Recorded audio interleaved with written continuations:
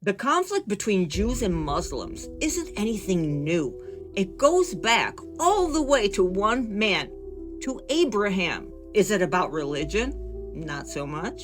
Is it about politics? Yeah. Everything goes back to Abraham and his sons. Through his sons, these religions branched off and became their own thing. Each one of them had their own covenant, their own set of rules, and let's get into it. When did religions split? After the Anunnaki, right? After they came and they created mankind and all of this, and they did their terraforming, they got their gold. When was it that religions popped up? They started dividing each other into religions. I'm not talking about after the Tower of Babel when they divided languages and borders. I'm talking about religions. After weeks of researching this information, I've come to the revelation. The split goes back to Abraham. He was a full-blown Sumerian. He was of the Anunnaki. So the split didn't come after Moses, it came at Abraham. The biggest proof we have of that is that religion split off, starting with his two sons. We have Ishmael that is born in Hagar, Egyptian handmaiden. Then we have Isaac that is later born to Sarah. Sarah is Abraham's wife, and her son was the child of promise. This is where the branching of religion starts. Have you ever wondered, what is Judaism? What is the Islam religion? How do the Christians and Catholics all roll into this? It all starts with Abraham.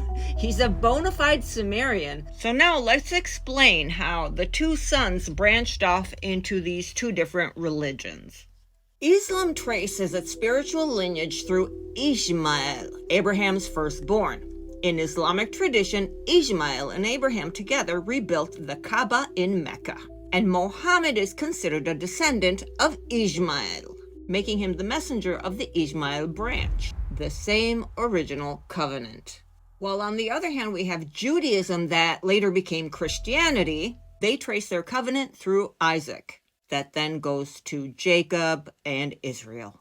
They say Isaac is the legitimate heir of the promise that Yahweh, that from the Anunnaki perspective is Enlil, made to Abraham. And Moses doesn't have anything to do with any of these branching off because he came centuries later as a descendant of Isaac. Then Jacob leading the Israelites out of Egypt and receiving the law, the Torah. While Islam honors Moses, Musa, as a prophet, then they say that the final and corrected revelation came through Muhammad, who descends from Ishmael's line. See, initially, these were all the same people, and then all of a sudden, after these fractions were created, then all of a sudden everybody's a rival. You can think of it like two rival bloodlines, both saying, we're the true heirs of Abraham's God. Then the Isaac line are the Jews. Promise came through us, through Isaac and Jacob. Moses gave us the law. We are the chosen people. So basically, in essence, Judaism and Islam represent two different sons of Abraham. They each claim this authentic relationship with the same God, which from the Anunnaki perspective would be Yahweh, that is Enlil. So these two religions, they don't worship different gods. They disagree over the lineage of the covenant, and they disagree about the authority of prophets, and they dispute the correctness of scripture. And over time, those theological disputes get woven into political and territorial conflicts, which is why the arguments persist and sometimes escalates in conflict, like we see literally to this day.